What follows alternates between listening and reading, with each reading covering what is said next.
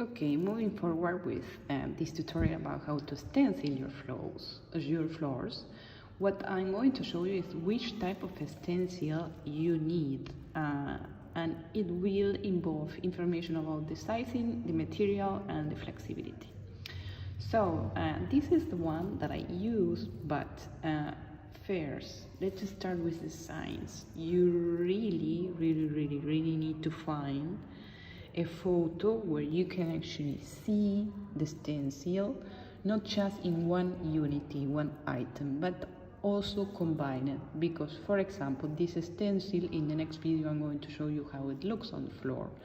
I bought it exactly because it can allow me to find a different design for my floor. So I didn't want a stencil which was compartmentalizing each tile, but I wanted a stencil that I could put on the floor and could look like the floor has even like 3 or 4 tiles together, if it makes sense. So to explain you in a different way, this is a type of design which when you are going to combine, you will have circles. So this gives a total different look to the floor. It looks like more harmonic in my opinion. But there are also like geometrical stencils which actually could make your floor look like if it's no tile at all, because every tile gets connected to the next one. So this is another factor in the design, which one is the look that you want to go for, not just how one piece looks like, but really make sure that the company offers you a full picture of how it looks in a floor or in a wall, wherever you're going to apply it. So second factor is your floor, right? So there are many factors. If you want to see how to choose a painting, just look the other video that I did, the first in the series. But one very important factor is to measure.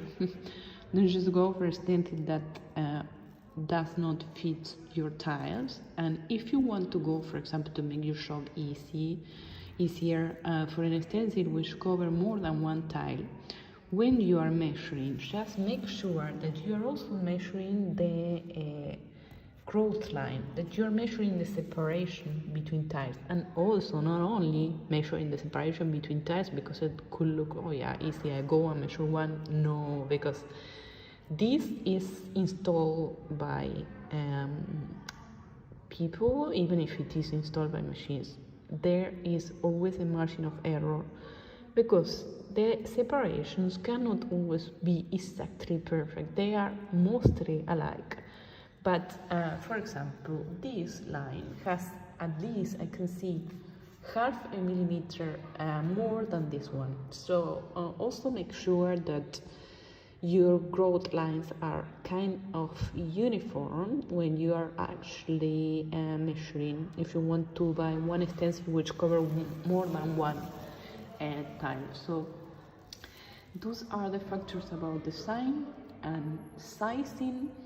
And the last factor that I want to mention when you are going to buy a material, just check this. You see this?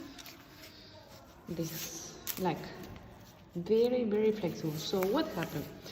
You're going to have a space like that. No, you have the wall, and you have to put your stencils. So if it were not that flexible, what happens? You have to cut your stencil or buy 2 or 3. So make sure that you have flexible enough, and when you are applying it, this is something I will show you later, how to apply it to the borders. This is going to help you a lot because of the mobility of the material. So there you go, how to choose a stencil based on the design, the sizing, and also the material.